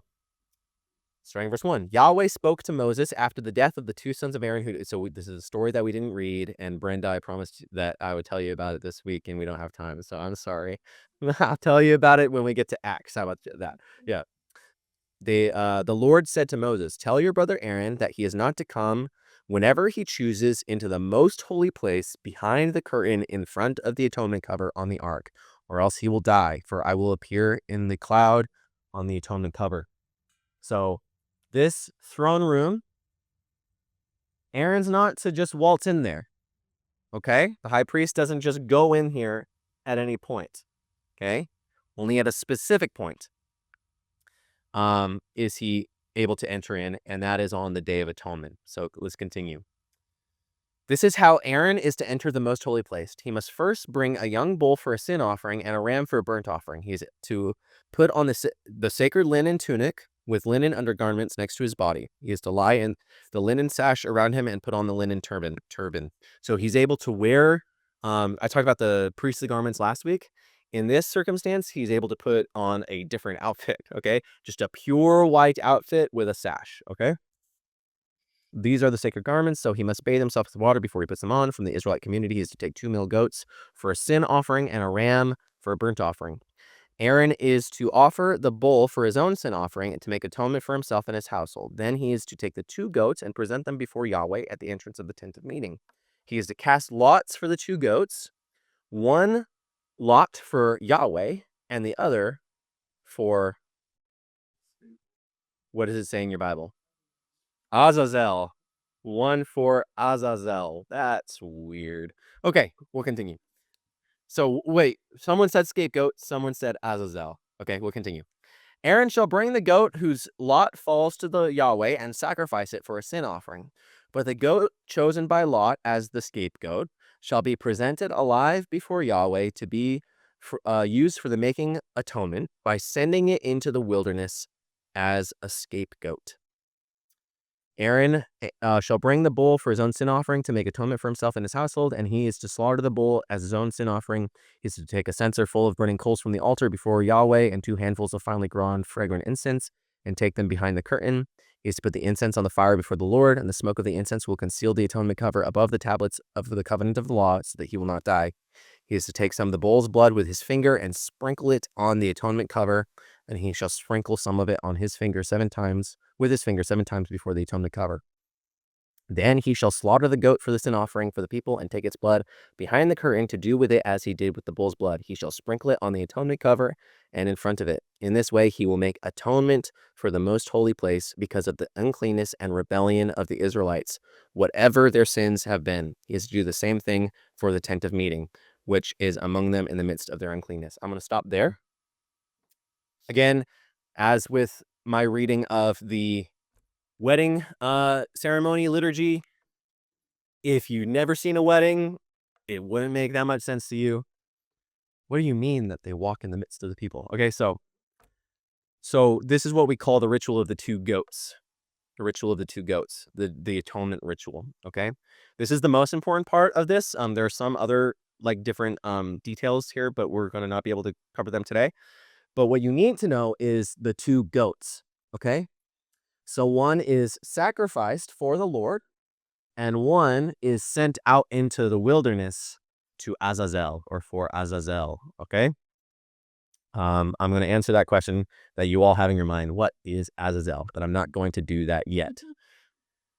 Any ideas as to what's going on here? Goats? Come on. What's going on with the goats? Yeah. Bueller. Aren't they putting all their sins onto Mm-hmm. scapegoat or something like that, and then setting it free into the wilderness? That's really good. Yep. Okay. I'm going to read this. So the Day of Atonement. In the Hebrew calendar, the yearly atonement for Israel's sin was paramount. The day in which the high priest of Israel was able to finally enter into the most holy place, the throne room of God in the tabernacle, was the Day of Atonement. So the moment at which the priest, on behalf of Israel, actually enters into the fullness of the tabernacle is the Day of Atonement, okay? Annually, the offenses of Israel that muddled their relationship with God throughout the year were transferred onto a substitute representative, which was sent out to die in the land of chaos and disorder, the desert wilderness. So you have 2 goats, one goat whose blood goes up and in and is sprinkled. The blood is sprinkled on the Ark of the Covenant, on the throne. So the Ark is the throne of God. One of the goats, its blood goes up and in, and the blood is put on the atonement cover. Another one of the goats is sent out away from the presence. Okay? So let's continue. Foundational to the ongoing relationship between Israel and Yahweh was the Day of Atonement. This singular and most solemn day was the annual event when the status of Israel's record against God is reset, particularly in regard to the sin offerings. Remember, what are the sin offerings as opposed to the guilt offerings or the restitution offerings? Unintentional. So the sins that we can't help but do, okay? The innate brokenness of our humanity, okay, is another way of thinking about it. Okay, their offenses against God were paid for, and the tabernacle was restored to purity. Of course, this annual event was never sufficient to actually restore humanity to God. It's a temporary practice, which points forward to something greater. The Day of Atonement, in its supremacy of importance, ritually looks forward to the sacrifice of Christ, which serves as both the Passover, so remember that ritual, and the true atonement. Jesus fulfills both roles of the goats in the Gospels, bringing the holiday to its fruition. So I want to go back to something we talked about last week, that the point of the law is that even unintentionally, you are never able to fulfill the law, right? This is spoken of ad nauseum in the book of Romans, that you will fail. That is part of your nature as being that which is not God, right? You are the common. He is the holy. Be holy, therefore, as I am holy. But you can't help but not be holy. You need something greater than yourself to make you holy. You need God's own life, right? And so revealed throughout Scripture, the whole story of the Bible is the impossibility of fallen humanity to ever be able to fully fulfill the full command of the law. The sin nature of Adam's lineage holds everyone back, making us incapable of imaging God properly. Yet in the New Testament, Jesus accomplishes that. He lives the perfect life, and he dies the perfect death, right? And is so obedient in our stead, okay? Remember, that's what the life, the atonement of those goats represents. Okay, so let's go and talk about these goats for a second. One enters in, and the blood purifies the tabernacle, which represents all creation, right? And one is sent out into the wilderness. How does this represent Jesus? So, the one that has the thread. Okay, yeah, we didn't talk about the thread, but yeah. Because that's not in Leviticus, I think. That's in, yeah. The thread, right, which stopped turning white after Jesus. Yeah, we'll get there in the Gospels, yes. So some of us are going to be covered by Jesus' death. Uh-huh. And the goat that is sacrificed, it kind of represents the separating of the goats. Uh-huh, okay. Right? And then the one that gets sent out kind of is like the one that just... Okay. Interesting. Yeah. Is the law. Okay. Interesting. Yeah. I mean, That's one way of looking at it for sure. yeah. Yeah. Yeah. Okay. Other thoughts? That's what I was thinking too. Oh, really? Well, yeah. Mm. Jesus took the sins upon Yeah. himself for the whole world. But To be put on the one that goes to be offered. And then is it? I thought it was on the one that goes to be sent out. Yeah, I'm pretty sure it's the one that goes to be sent out. So, okay. So let's go ahead and read it. Why is the one that's being offered Uh-huh. being offered? Yeah, it's a good question. Maybe you could say that Jesus was a completely innocent offering. So in that respect, but you're right. They lay there. The priest puts his hand on the one that gets sent out into a... He is to cast lots. One, the Aaron shall bring the goat whose lot falls inside a sin offering. But the goat chosen as scapegoat shall be presented. Where's the scapegoat? Do you guys? Where's the? Like you just use... Did I went to go over it? Anyway. I guess it could be okay. So like the innocent one that doesn't have it put on its head is being sent out. Of course, I heard that they got where they had to like push it off the cliff. Yeah, yeah, it's a later tradition. Yeah. It's a later tradition. But actually, there's a point in the Gospels where the people of Nazareth try to push Jesus off the cliff, and so there's a hyperlink there. Okay, so let's explain this. So what goes on in the atonement of Christ's atonement is twofold, okay? Number one, Christ enters in to the holy place and purifies creation via his blood, right? But there's also the going of Christ down into death. So there's the going of Christ out into the realm of death, taking our sins with him into death, okay? So that is when you read in Romans chapter 8, it says that sin dies in the flesh of Jesus, or in Isaiah chapter 53, the sins of us all have been laid upon him, right? Christ is both the one who exits, you could say, the realm of life and goes into death. He also is the one who, in the ascension, enters into the throne room and provides atonement on the atonement seat. I do like your thought, though. I do like it, though, as another layer to it, for sure. Are you guys seeing what's going on there? Okay, so it's twofold. And I'm not making, nothing that I tell you I make up. I'll tell you if I'm making things up. I'm telling you, I'll tell you if they come from my own head. This is the most ancient way of thinking about it. Christ is leaving the realm of life, going into the realm of death with our sins, so that when he dies, our sins die, right? When he dies, our sins are on him. They die. The sprinkling of the blood onto the tabernacle is simultaneously God entering in, being raised up and entering in to the throne room of God, making atonement on that end, purifying the temple there. So I'll go to the book of Hebrews. For Christ did not enter a sanctuary made by human hands, a mere copy of the true one. Remember, this is a copy of the true one, a mere copy of the true one, but he entered into heaven itself, now to appear in the presence of God on our behalf. So remember, the priest goes in on behalf of the world. Nor was it to offer himself and again and again, as the high priest enters in the holy place year after year on the day of atonement with blood that is not his own, for then he would have to suffer again and again since the foundation of the world. But as it is, he has appeared once and for all at the end of the age to remove sin by the sacrifice of himself. So that's the important point. When you put the sin on the goat and it gets sent out, that is sin that is leaving the presence of God and leaving the people. He has taken the sins away. They've gone out into the realm of death. They died. There's now, therefore, no condemnation for those who are in Christ Jesus, for Christ did what humanity couldn't do, and sin died in his flesh. That's Romans chapter 8, the first verses of that chapter. Okay? You had something a long time ago. Sorry.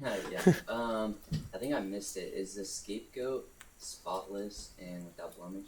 It is until the priest passes the sins of the people. And again, not just the guilt offering. It's not a guilt offering, it's a sin offering, which means it's all of the unintentional sins, right? All the things that they can't help. It's their humanness, right? Their the nature that of them that is not God, right? That causes them to mess up is passed on, right? So the innateness of brokenness, right? So it says that the one that the cat for the cast lot for the Lord was the sin offering, but then this one is the one making atonement. The Is that scapegoat. because he put the sin. So it wasn't the sin offering. The other one. Well, they're both. I wouldn't take it too strictly because this is called the atonement cover, right? So the blood that's sprinkled on that's also the So the scapegoat goes. is the offering for the atonement. They're both offerings for atonement, is what I'm saying. It's just the language in that says this is an atonement too, and then they sprinkle the blood on the atonement cover. Okay, it's different aspects of the same event, which is the sacrifice of Christ. Okay, and the death, burial, resurrection, and ascension. Okay, so good. There's sin, and then there's sins. Okay, so explain. Well, the sin nature is sin. Yes. Okay, there you go. The power of sin. Yeah. Okay. Or individual infractions. Or whatever. Good. This is what Isaiah in chapter 53, when he's giving sorry, what? No, I'm Catholic, so Okay. I've seen things a little bit differently here. So you have two places where you're atoning the sin. So does God say, okay, well, stealing's a little bit less, so that's on the black goat. Oh, well, they're not. Neither of them. None of them is a goat offering. You see what I'm saying? So, or excuse me, none of it is a guilt offering, is what I meant to say. So none of it has to do with the actions that you took that were intentional. For example, this is about the innateness. This particular offering, just the innateness of the human sin nature. Yeah. So, yeah, that's not what the goats represent two different things about what's going on in Jesus' sacrifice.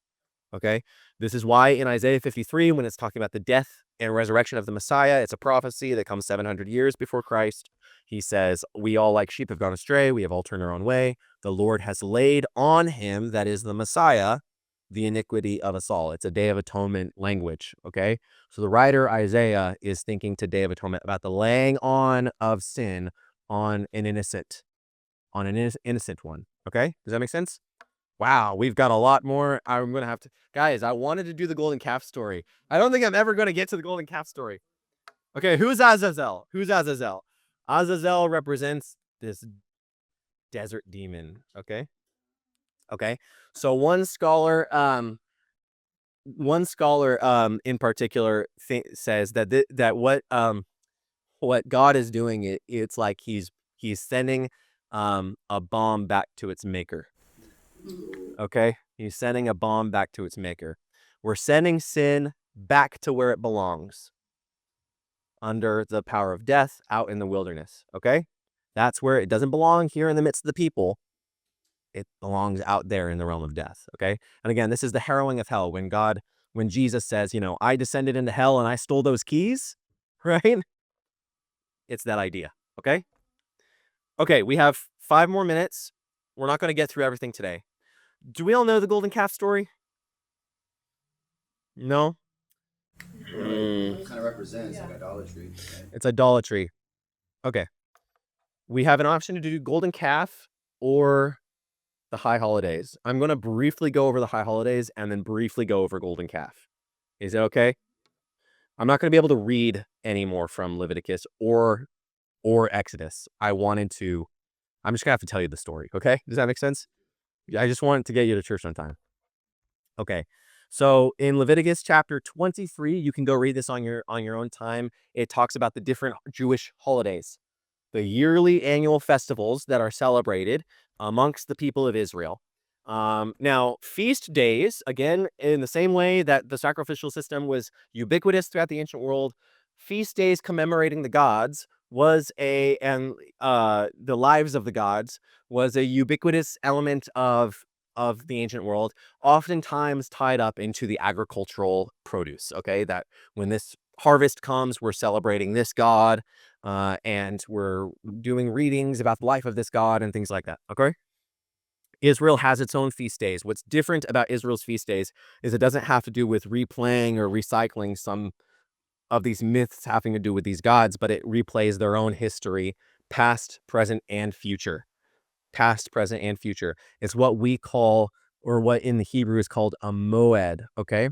I'm going to jump around a little bit. So a moed, an appointed time or sacred feast. So in our modern conception, seasons only have to do with the life and death cycle of spring, summer, fall, and winter. However, in the biblical conception, seasons have to do with the calendar schedule for sacred worship, sacred time. Okay, a moed is a moment at which you are connected, where you are connected in a moment to a broader reality of cosmic proportions. Okay, a moment at which something has changed from your normal operations of life, and now you have entered into a time that represents something higher. Another way of thinking about this is the difference in the Greek between chronos and kairos. So you want to explain chronos and kairos, Emma? Chronos is like clock time. Kairos is like moment time. Like it's the time. It's the time in which, yeah. Yeah, kairos is the moment at which you connect into a sacred reality, okay? When you have entered into a moment that is foundational, fundamental to existence, okay? And so it's the difference between sort of just the passing of time and then a moment that is this is what holidays are all about, okay? When, there's a sense in which when you get to this festival, it's like this is an eternal festival. Something like this is going on all the time, right? So within the Israelite calendar, there are 7 feasts. We've gone over this a little bit because we talked about in Genesis chapter 1 how the stars in the sky are for signs and for seasons, for moeds, right? Remember, they're to give you information about what time it is, right? So the prophetic annual festivals, the Israelite calendar, and bringing up the topic of sacred time, Genesis 1, is looking forward to Leviticus chapter 23, okay? These holidays are Passover, unleavened bread, first fruits, the Feast of Weeks. Then the fall feasts are trumpets, atonement, and tabernacles. Okay? We just went through the fall feasts, as you brought up. So thank you for reminding me. Yeah, we did not do... yeah, you're right. We didn't do... We being... That did not happen yet. Okay, so what's significant about these festivals? Passover. So what is Passover? Okay, yes. It's the death of Jesus. I'm thinking in Israel's history though, first and foremost. Passover. Okay, yeah. So the blood that was sacrificed in Egypt of the spotless lamb that now released them from their bondage to slavery. Okay? Unleavened bread, first fruits, weeks. What are these? What are these? I don't know. Where are they? So the unleavened bread is the festival in which they eat a new leaven. Not really a new leaven, but they eat a fresh loaf that has no leaven, meaning that we're starting over. We're starting again. Okay? First fruits, meaning the spring harvest after the winter, things are growing, things are flourishing. We're starting to see that new life is coming. Weeks finishes the first fruits. So the Feast of Weeks is 50 days after Passover. It sort of finishes this first fruit spring season. Okay. So now we have seen that the life, you actually start seeing the first of the fall fruits. They start budding in the Feast of Weeks. Okay. We'll talk more about this. This is what's called Pentecost. Okay. Then in the fall feast, we have the trumpets. That is when we coronate our king. Okay. Feast of Trumpets. Atonement, we've already gone over Day of Atonement. And the Day of Tabernacles is when each of us dwells in our own little tent. Okay? We each dwell in our own little tent. What is significant about each of these? This is mirroring every moment of prophetic history. The Passover being the crucifixion, unleavened bread being the entombment of Christ, the first fruits being the resurrection, as Paul says, Christ is the first fruits of the resurrection. And then Pentecost is when you start, as I said, start seeing the buds of the fall harvest in the present.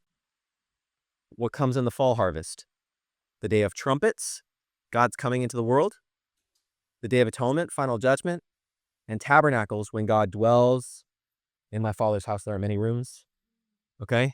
When God dwells with his people in the tabernacle, which is creation. Okay? So these festivals, these feasts, they mirror one-to-one the story of the Bible. Okay? So that annually, for every year, Israel was celebrating what had happened, what is going to happen, and what is the end. Okay? That they're celebrating ultimately what is the cycle of time that is in their miniature sense, the harvests, but how those harvests mirror cosmic time, all reality. Okay? That God liberated us, right? Started us anew, gave us the first fruits, including in the Feast of Weeks, and that he will come as king to judge and dwell with us. Okay? Good? Does that make sense, guys? Anyone confused there? Thank you for bearing with this challenging week. Seriously. The golden calf story. So while Israel is on the mountain, while Moses is on the mountain, Israel is making an image. They're making a golden calf, and they say, "This is your God who brought you out of Egypt," right? It's this iconic moment of understanding what idolatry is, okay? So let me show you how idolatry works. God makes idols which image him, right? God makes his own idols which image him, male and female.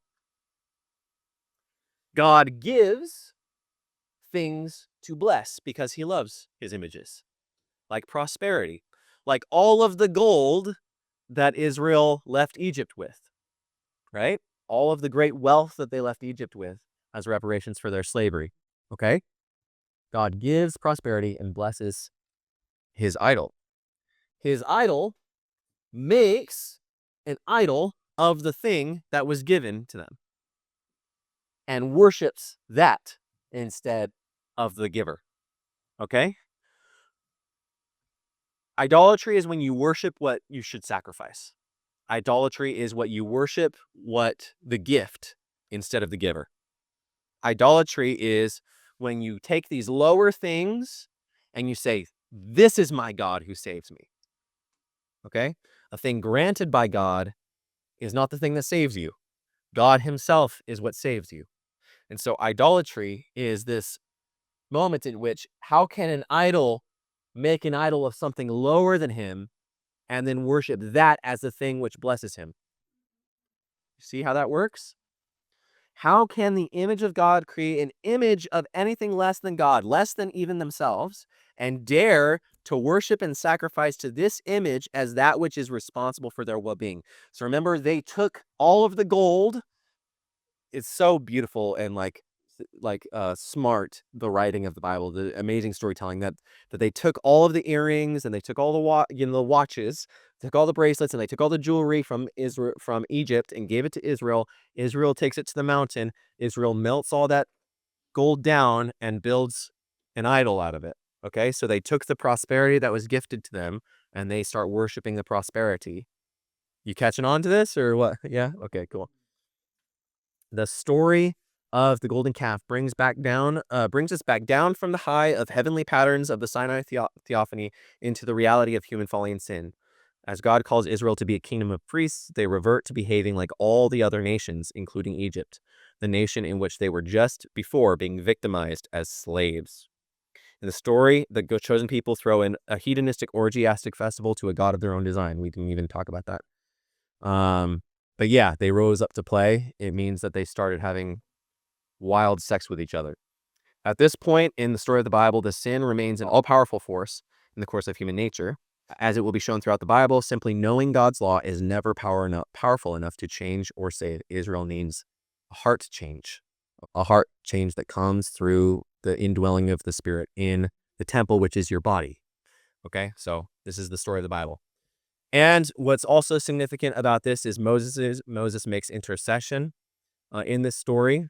He says, God essentially gives this threat, like, I'm just going to kill them all off, and I'll start again with you. My promise to Abraham will remain intact if I do that.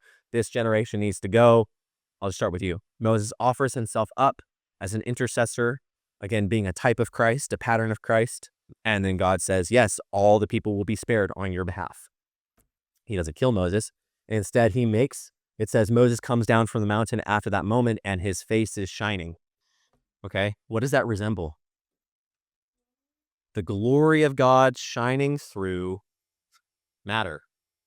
Okay, remember the burning bush on Mount Sinai? Now Moses is that burning bush.